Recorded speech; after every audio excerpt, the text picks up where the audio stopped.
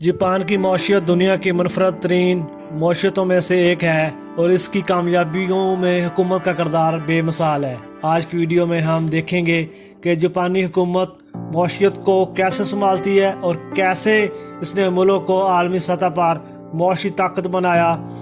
मनसूबाबंदी और शराकत दारी से तरक्की के ख्वाब को हकीकत में कैसे बदला जा सकता है। दोस्तों, जापान अपनी जदीद टेक्नोलॉजी और सनती ताकत के लिए जाना जाता है, लेकिन क्या आप जानते हैं कि इसकी मौशियत में ज़राअत का एक मुनफरद किरदार है। जापान की ज़राअत के चैलेंजेस, कामयाबियाँ और उसके दही तर्ज ज़िंदगी की जापान कैसे एक तरक्की याफ्ता मुल्क है, आज की वीडियो में हम देखेंगे।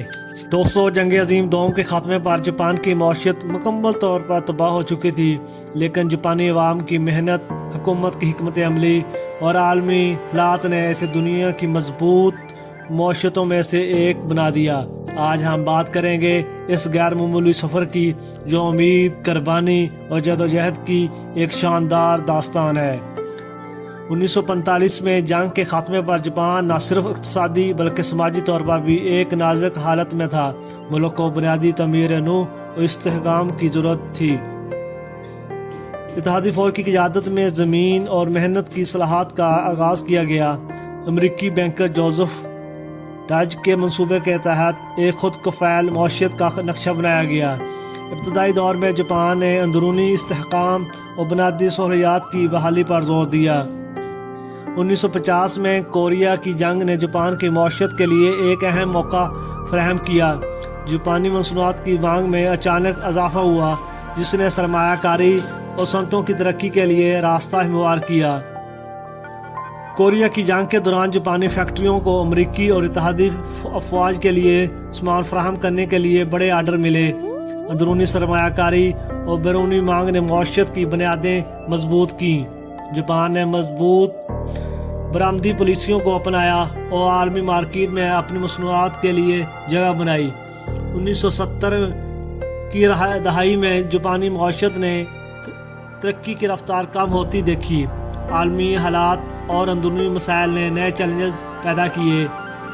तेल की कीमतों में इजाफे ने मौशियत को मुतासर किया।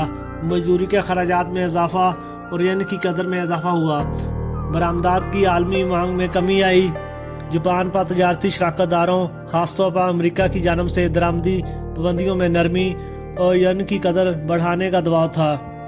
1980 की दहाई में जापान ने तरक्की की एक नई सतह पर कदम रखा, जहाँ मेयार ज़िंदगी बुलंद हुआ और बैनुल-अक़वामी तजारत में बड़ी कामयाबी हासिल की। मेयार ज़िंदगी दीगर तरक्की याफ्ता ममालिक के बराबर पहुँच गया। 1985 में जापान ने अपने तजारती शराकतदारों के साथ मुआहदा किया और यूएन की कदर बढ़ने दी, जिसके नतीजे में यूएन की कदर दुगनी होगी। स्टॉक मार्केट और जायदाद की कीमतें गिर गई। मौशियत में ठहराव, बेरोज़गारी में इजाफा और हुकूमती पुलिसों का बार बार नाकाम हो जाना था। 21वीं सदी में जापान ने मौशियत की बहाली के लिए मुख्तलिफ इक़दाम किए, लेकिन इसे नई और पुरानी मुश्किलात का सामना रहा। जापान की मौशियत दुनिया की मुनफरद तरीन मौशियतों में से एक है और इसकी कामयाबी में हुकूमत का किरदार बेमिसाल है। जापान हुकूमत मौशियत को कैसे संभालती है और कैसे इसने मुल्क को आलमी सतह पर मौशी ताकत बनाया। जापान में हुकूमत बराह रास्त कारोबारी सरगर्मियों में शामिल नहीं होती, लेकिन इसका असर और कंट्रोल दीगर मार्केट मौशियतों के मुकाबले में कहीं ज़्यादा मजबूत है। हुकूमत कारोबारी इदारों के साथ मुस्तकिल मुशावरत के ज़रिए मौशियत पर असरअंदाज होती है। बैंकारी के शोबे में बलावास्ता शमूलियत के ज़रिए मौशियत को मुस्तहकम किया जाता है।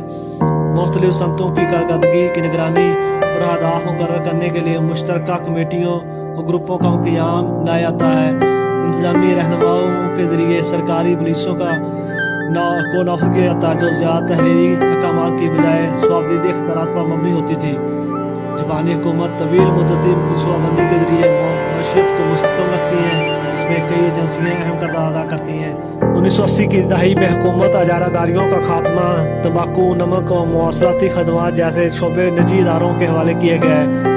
जापानी नेशनल रेलवेज़ को जापान रेलवेज़ ज़्यादातर अवामी इदारे खास मकसद के लिए मुख्तसब किए गए, जैसे जोहरी तवानाई पैदा करना या हुकूमती मालियाती इदारे। रेगुलेशन में नरमी और गैर मुल्की कारोबारी मौक़े की हौसला अफजाई। अगरचे जापान ने मौशियत के कई शोबे निजी इदारों के सुपुर्द किए हैं, लेकिन हुकूमत अब भी कुछ और अहम शोबों में फ़ाल अदा करती रही है। ریڈیو ٹیلی ویژن نشریات میں حکومتی دلچسپی برقرار رہی۔ دوستو جاپان کی معیشت کا کامیاب ماڈل حکومتی حکمت عملی اور عوام محنت کی مثال ہے۔ یہ ہمیں سکھاتا ہے کہ منصوبہ بندی اور شراکت داری سے ترقی کے خواب کی حقیقت میں کیسے بدلا جا سکتا ہے۔ جاپان کی پہاڑی زمین زراعت کے لیے محدود مواقع فراہم کرتی ہے، لیکن قدرت نے یہاں کے کسانوں کو کچھ انمول تحفے بھی دیے ہیں۔ جاپان میں زرعی زمین کی مقدار محدود ہے، لیکن بہتر دیکھ بھال اور کھاد کے استعمال سے اس کا فائدہ اٹھایا جا سکتا ہے۔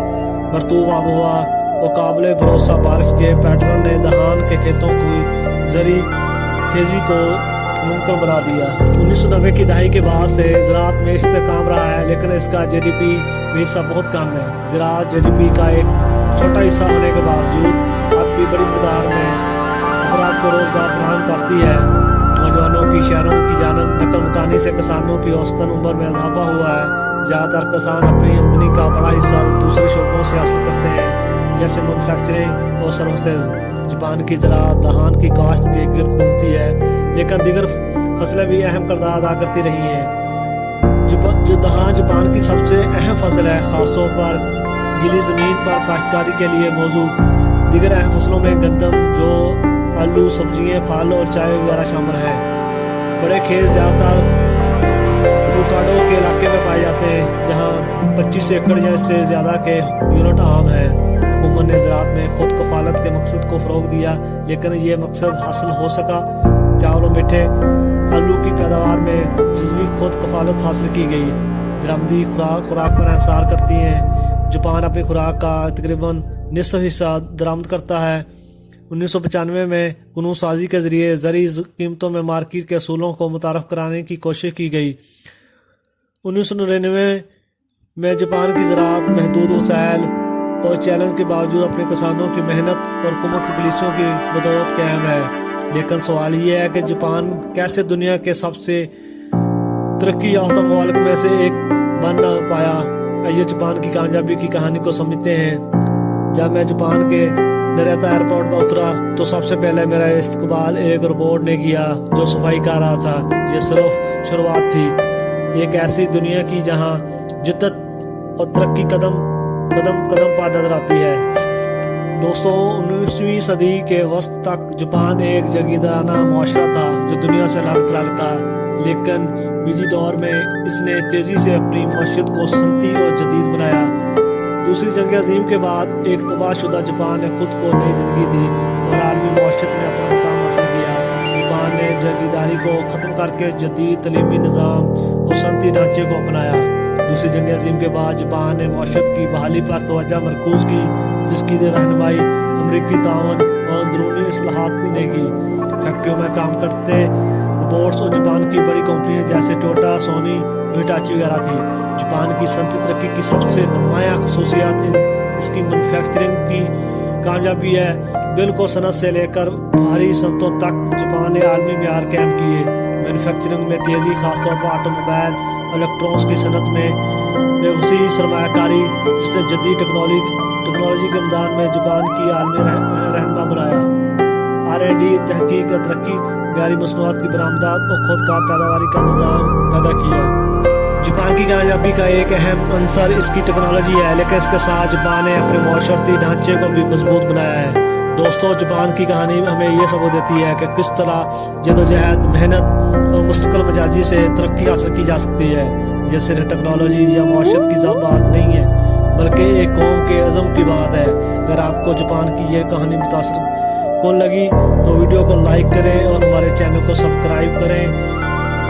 Thanks for watching. Good bye.